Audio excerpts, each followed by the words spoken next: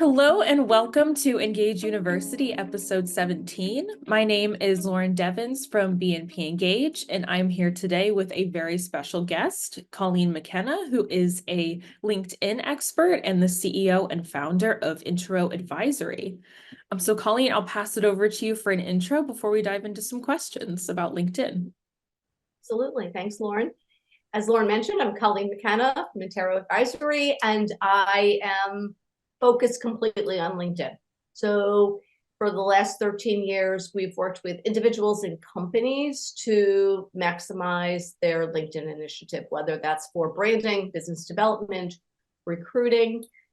We want to make sure that people are set up to really maximize the platform by standing out in a meaningful way.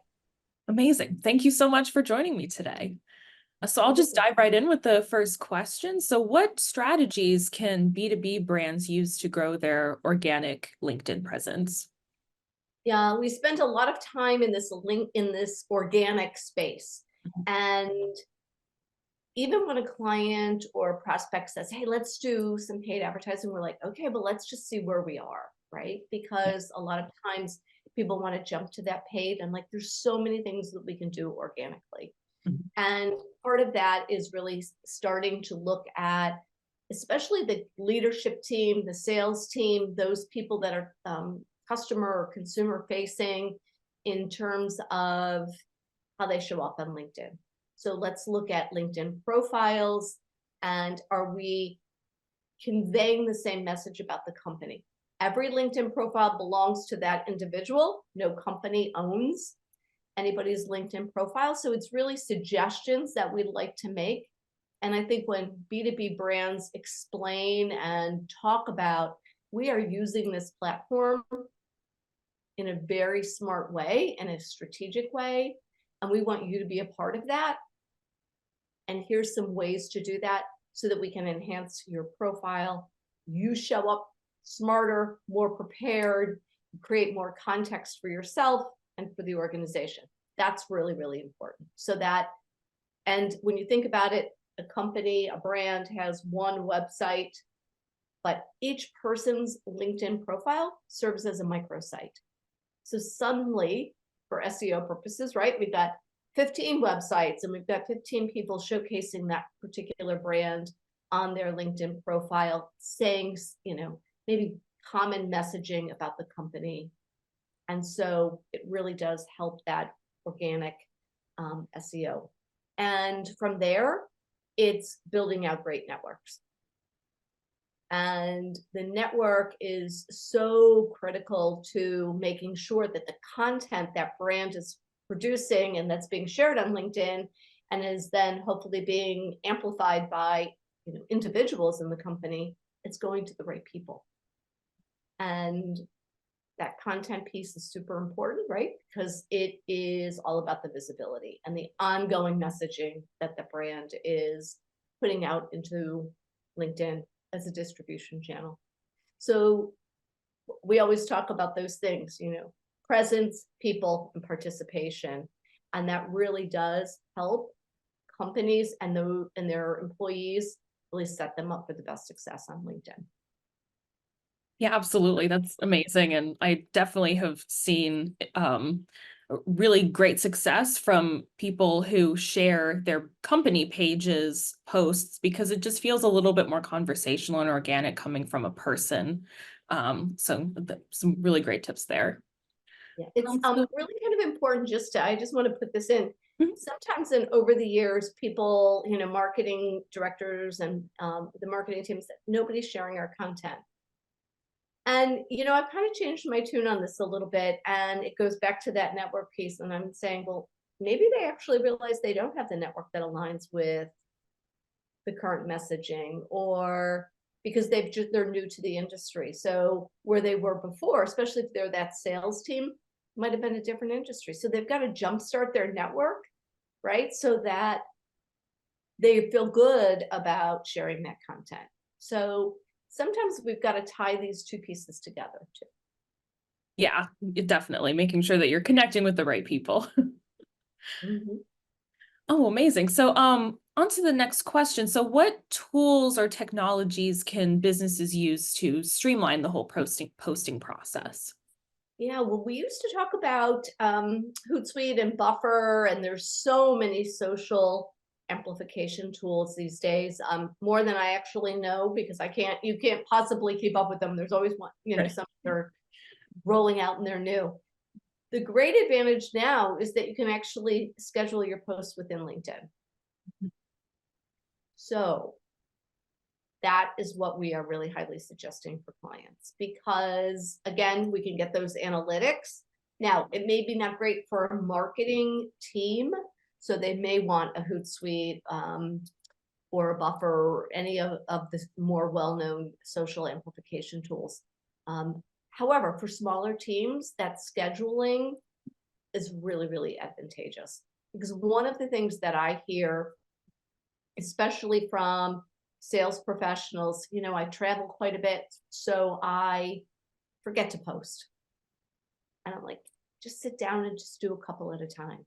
And Yeah. once you kind of get into the flow of it, put it on your calendar, sit down, do 2 or 3 at a time, and you're good for the week, right? And you will get the analytics from within your LinkedIn individual dashboard. And on the company side, you can do the same. And now you can, and it's not new, but you have the analytics on the company page as well. So for teams that don't want to have additional tools, because our tools can kind of really ramp up, right? And if you're like us, we're always looking at the tools that we select. Are we actually using them? Are we getting the benefit? And we're sometimes making adjustments as we go. So I would say for those that are not using any tools, test LinkedIn's ability, the ability to schedule from within LinkedIn. And then if that doesn't work and you're really working because you want to get multiple platforms covered all in one, definitely look at a Hootsuite or Buffer. Buffer I much prefer. So just my personal preference. Yeah, that's great. That's really helpful. I know a big barrier that people have in posting to socials is I don't have the time. But sitting down and getting it all done, maybe within an hour for just scheduling your week in advance, it can really kind of take a weight off your shoulders a bit. Absolutely. And one of the things, and probably talk about this, maybe another question. I know sometimes people like to use those tools, those amplification tools, because they can have one intro and they can schedule it to a number of platforms. I would say that you may want to test that strategy and look at the metrics behind that strategy, because I think different introductions for different platforms can probably make a big difference in the long-term engagement. So while they make it easy on one side, there may be some things you want to consider in terms of getting the most engagement in each of those platforms. So scheduling them individually might be something worth looking at. That's very true. That's a very good point.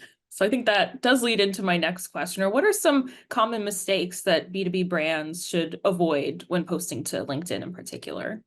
Well, there's a couple of new things that are emerging on LinkedIn pretty recently. And so this is Q1 2024.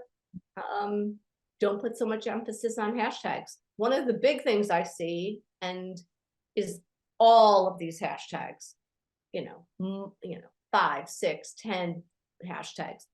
LinkedIn has never liked more than 3 or 4. And now they're saying, you know what, we don't need the hashtags anymore. We know what these posts are about.